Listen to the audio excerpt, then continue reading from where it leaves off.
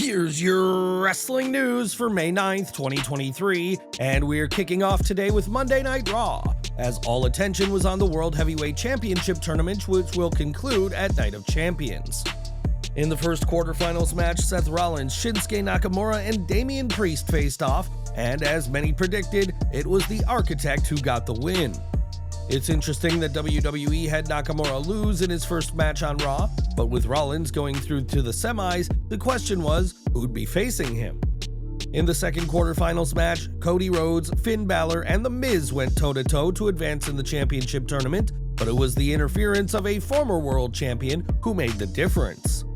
After Cody hit Crossroads on The Miz, his spot in the semis was seemingly assured until Brock Lesnar emerged and decimated the man who defeated him at Backlash. Sending Rhodes through the announce table, Brock, who was sporting a black eye and a nasty cut on his forehead, made sure Cody didn't advance, and it was instead Balor who got the win. Lesnar's assault hardly stopped there, as Brock made it clear that he wants a rematch at Night of Champions, and in some interesting verbiage said that he will fight Cody Rhodes. Perhaps this is setting up a stipulation, perhaps the Fight Pit in Jeddah later this month, and if so, you'd have to give the advantage to the former UFC heavyweight champion. Prior to the semifinals, Cody had a backstage interview with Kathy Kelly in which he accepted the challenge for Night of Champions and also said that the pair will fight. As for the tournament, the semifinals between Rollins and Balor was, as you'd expect, an excellent affair, with callbacks to their battle over the Universal Championship at SummerSlam 2016. In one spot, Balor delivered a powerbomb to Rollins into the guardrail, the exact same spot done by Rollins to Balor 7 years ago that forced the Irish star to vacate the Universal title after just one day. Unfortunately for Finn, revenge wasn't to be his, as Rollins got the win with both an inverted stomp and a regular one to get the win.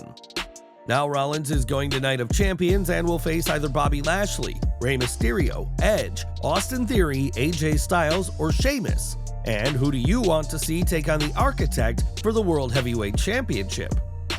Raw also saw an appearance by Trish Stratus, who was pretty pleased with herself given how Becky Lynch hadn't been on Raw for a month. Appearing during Raw's third hour, Trish mocked Lynch for being missing, though the crowd were noticeably quiet for her promo, though we chalked that up to fans being exhausted.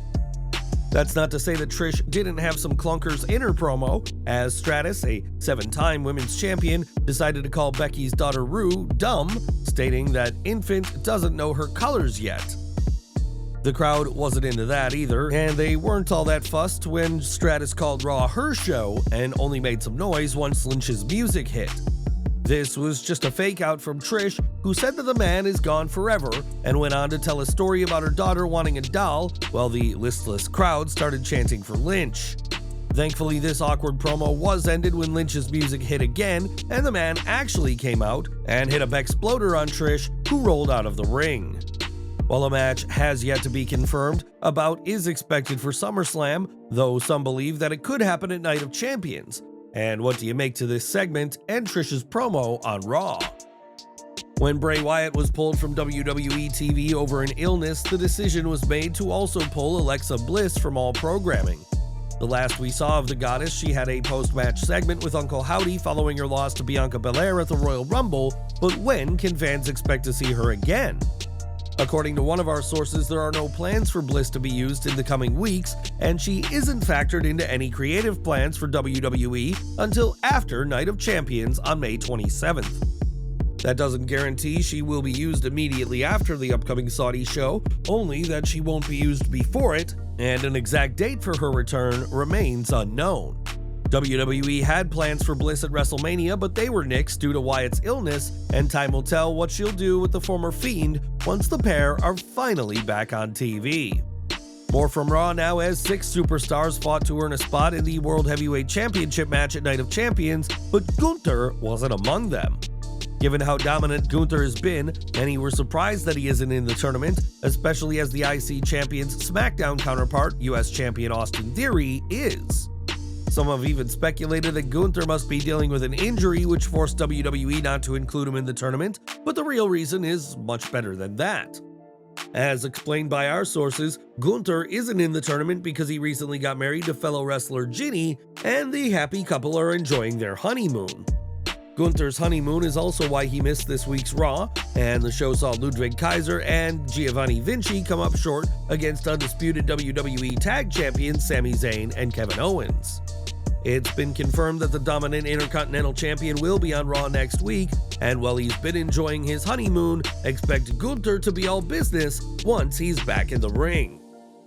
Now in November 2021, Jon Moxley made the brave decision to enter an inpatient alcohol treatment program and spent months away from AEW until returning in January 2022. Now Moxley is once again one of the most featured stars in All Elite Wrestling, and this week spoke openly about his struggles with alcohol and his time rehabilitating. Speaking to Sports Illustrated, Moxley was asked about alcohol and said that while he doesn't think his situation will ever be concluded, he is past the worst of his problems. He explained, 4 years ago, a lot of people were ready to write me off. A lot of people thought I couldn't even measure up to Kenny. He was coming off that New Japan run, and he was the greatest wrestler of all time. I felt an immense amount of motivation. I felt like, I'm gonna show all you I belong on the top. So Kenny has been pushing me since day one in AEW. Now I'm far better than I was in 2019, especially now that I'm not scared of dying of a seizure in the ring. Substance abuse issues are never really over, but it's in the rear view. Mentally, physically, this is the best I've felt in a long time. Moxley went on to explain that he feels he has plenty to give in the ring, but is at the no given portion of his wrestling career. It was very wise for Moxley to enter rehab after realizing he had a problem, especially in an industry where problems are rife and very few actually face them head on. And we're excited to see what's next for Jon in All Elite Wrestling. At Backlash 2023, Bad Bunny defeated Damian Priest in the San Juan Street Fight, the first singles match for the Grammy Award-winning artist.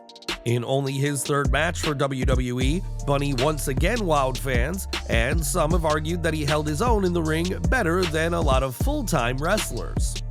Mark Henry is a true veteran of wrestling, and when speaking on Busted Open Radio, the world's strongest man had some serious props for Bad Bunny. He said, "Bad Bunny is the greatest, the absolute, no peers whatsoever, greatest celebrity wrestler of all time. There's nobody close. Lawrence Taylor is right there, Pat McAfee did a hell of a job, but Bad Bunny is on another level. How can you argue that he isn't the greatest? That was some incredible wrestling. I said that match with him and Priest was going to be good because it had to. I had no idea Bunny had this in him." WWE has had quite the string of impressive celebrity matches as of late, with Logan Paul and Pat McAfee always impressing when they're in the ring, and Johnny Knoxville proving to be a hit at WrestleMania 38. There was a time when all a celebrity had to do was perform a leapfrog and they'd be considered incredible, but the quality of celebrity matches has risen dramatically in recent years. And do you agree with Henry that Bad Bunny is the greatest celebrity wrestler of all time? Of course, it takes two people to have a match, as Bunny's win came over Damian Priest in arguably the most significant match in the career of the Archer of Infamy. While some wrestlers would reject losing to a celebrity, Priest worked hard to make the match as good as it could be, and his efforts haven't gone unnoticed. PW Insider reports that there have been a ton of praise for Priest as of late, not just for his Backlash performance, but for the work he's done in recent months to level himself up. One source said that Priest is seen as one of the top-level players in the company going forward, and that there's a reason he was one of the 12 picked for the World Heavyweight Championship tournament. While Priest didn't advance past the first round of the tournament, the fact that he was included shows WWE has faith in him and expect plenty more high-profile matches in the future for the former United States Champion. And we're ending today with AEW's Darby Allin, who is no stranger to taking risks and can often be found putting his health on the line both in and out of the ring. It was last August that Allin drove a Jeep and jumped 96 feet over his own home in an insane stunt, but now the former TNT champion is setting his expectations much higher. Speaking to TMZ Sports, Allin revealed that he has plans to climb Mount Everest, saying that he wants to surpass what other wrestlers have done before him. Allin also said that surpassing others has been his MO since AEW started, and believes that it is always important to push the boundaries of what people believe he can achieve. Mount Everest is one of the most dangerous mountains to climb, with one passage being named Rainbow Valley for all the bodies of climbers wearing bright jackets who didn't make it to the top. And we're wishing Allin all the best as he prepares for his latest challenge.